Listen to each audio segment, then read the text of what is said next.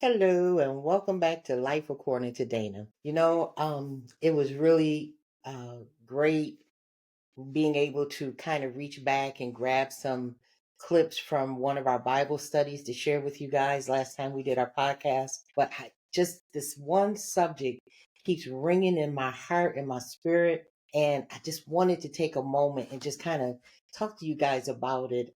First, I pray you all are well and absolutely thank you for tuning in. But the subject matter this week that's been pressing on me so much, and it's been there, it's been there for a while, but it's just like pushing and pushing and pushing. And that is distractions. Everybody that I've been talking to lately is talking about the distractions that they've been experiencing. And it's like the weirdest thing, just how life can throw so many distractions at us. Yes, life is going to happen.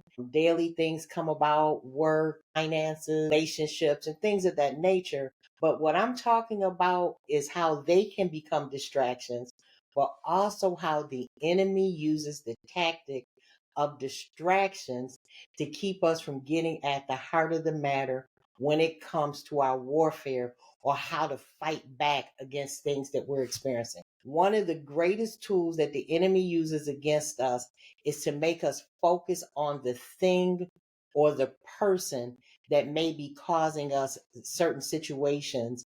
Um, Even in ministry, a lot of times you got that just one member that just seems to work your last eternal nerve or just push you the wrong way. And okay, you might be sitting there going, but you're leaders, so you should be. No, we are human. And yes, you can push our buttons just like you can push anybody else's. But what I'm talking about is how the enemy will make you focus on a person instead of him. He'll have you hating on the person instead of hating on him. You have but one enemy, and that is Satan. And what he has become masterful at is causing distractions or causing you to, as I always say, major on the minor, minor on the major. So he has you all upset about the offense or what the person did to you instead of really realizing what he was trying to distract you away from. It's always about what are you supposed to be doing in that moment and what is God calling you to?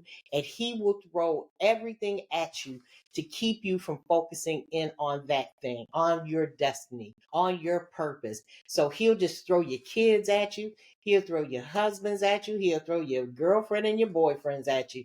But he'll throw everything at you to keep your focus in the wrong place. Just distractions, man. So many times I can look back at just being angry at someone. And I'm like, but what I saw after everything had been resolved was that the real thing that the enemy was trying to do was to keep me off kill or keep me in balance and to keep me away from what I was supposed to be doing. Just as sure as you start tearing up the powers, tearing down the powers of darkness, or fighting against something that the enemy is doing, you're out there in the streets evangelizing, you're trying to win souls, you're faithful in your ministry, you're faithful in your church, you're faithfully trying to help people, or just you're just a good-hearted person and you don't like to see people suffer. Just as sure as you're trying to do something good, here it comes. All the distractions. You'll start seeing all these news clips about inflation, or you'll start seeing, that the economy is so bad, or we're just doomed, and all these little dark things start to pop up, and you'll start focusing and you'll start worrying and you'll start becoming discontented with where you are. You'll start struggling. Just before you know it, guys all sucked into this old crazy stuff when your confidence should really be resting in God. Don't put your confidence in man, put your confidence in God. Everything else is just coming to distract you away from that thing that God has placed in your heart to do. I love to teach people about kingdom, to teach people about God, to teach people about having a relationship with him and how he really is invested and interested in everything that's going on in your life. And so these things come to distract you away from focusing on building a solid foundation, building a relationship, having the authority and the power to speak to it and tell it to go. and having all of heaven being behind you when you declare and decree these things. The enemy never wants you to really realize who you are, and most importantly, whose you are. He doesn't want you to lock into that. He doesn't want you to see how large God really is in your life. He doesn't want you to come into the realization that you have power, that you have authority, that you can walk through this thing, that you're moving even though it may feel like you're standing still, that you're making progress, whether you see it or not, that you are climbing up the side of the mountain, about to stand on the plateau, and you feel like you are still standing at the bottom of the mountain looking up. But God will not be will not be mocked, and He is not a liar. And He has promises that He's spoken over your life. And the enemy wants to distract you and make you think that you're this big when you're bigger than He is. And we already have the victory through everything that was accomplished through the death, burial, and resurrection of Christ. Now, what is going on in your life that is distracting you away from being in the presence of God? What is happening in your life that is causing you to look away from the authority, not to walk in the power that you have? What is happening in your life that is pulling your attention, that is pulling your focus away from how powerful and how mighty you are? What is pulling at you to make you think that you're not victorious? What is pulling? What's distracting you from knowing who you are? What's distracting you from being able to speak with power and authority that you have the victory? Step back, take a moment, and really ponder this thing, that what is the enemy trying to keep you from seeing? Why is he fighting so hard to keep you in this conundrum, to keep you just in a state of confusion, to just keep you weary, to keep you depressed, to keep you full of anxiety? What is really coming? What blessing is about to birth in your life that the enemy doesn't want you to see?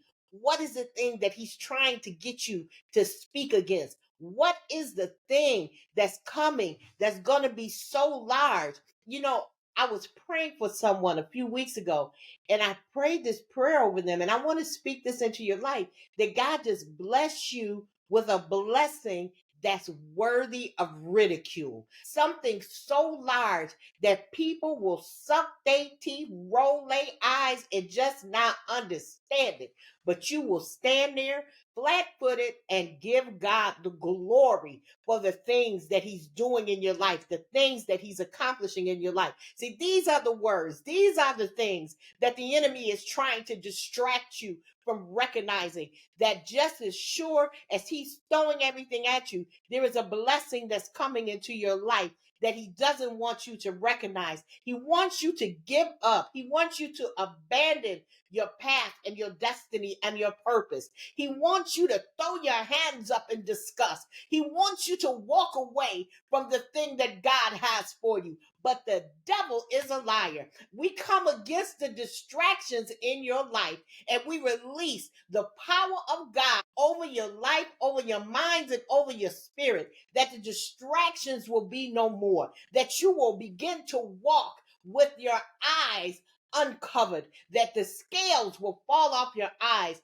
that God will show you a revelatory vision of the things that He has, that God will reveal His destiny to you, that the distractions will be no more a hindrance to you, that you will walk in the power that God has released over your life, that you will walk in the authority that God has given to you as sons and daughters of the Most High God, that you will be sure that God is for you and that He is not against you. Release the distractions. Recognize the distractions for what they really are, and allow God to show you who's fighting for you, who's fighting with you. You have all of heaven fighting with you and for you. Recognize that you are not alone in this battle. You are not alone in this fight.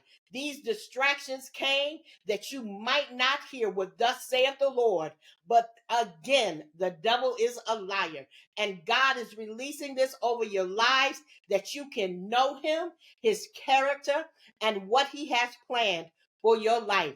And it really is to prosper you and not to harm you. I just wanted just to take a moment to let you know that God is fighting for you and with you.